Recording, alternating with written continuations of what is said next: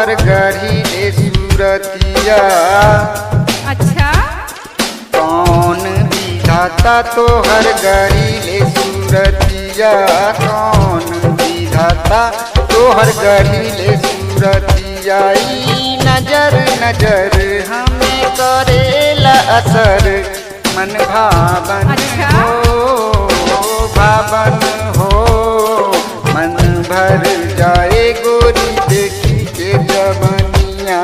मन भर जाए गोरी देखी के जवनिया। ई नजर नजर हमें करेला असर मन भावन हो भावन हो। कौन विधाता तो हर गढ़ी ले सूरतिया। कौन विधाता ओए होए।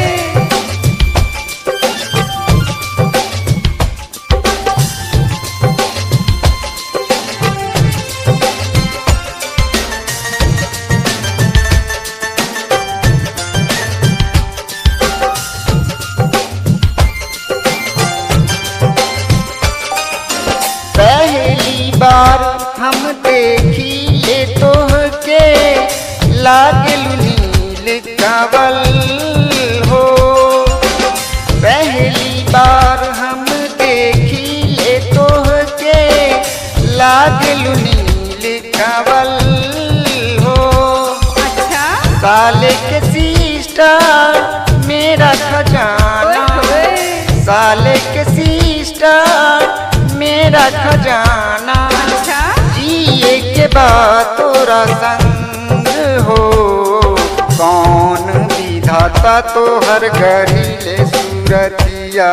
मन भर जाए गोरी देखी के जवनिया। ई नजर नजर हमें करेला असर मन भावन हो भावन हो।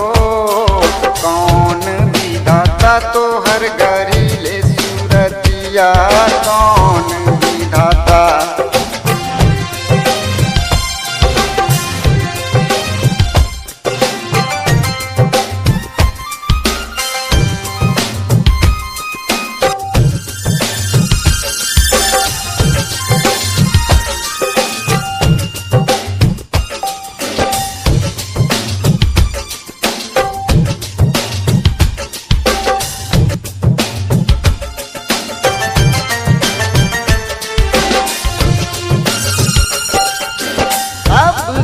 बार माई बाबू से कह दा शादी करब तोरा संग हो।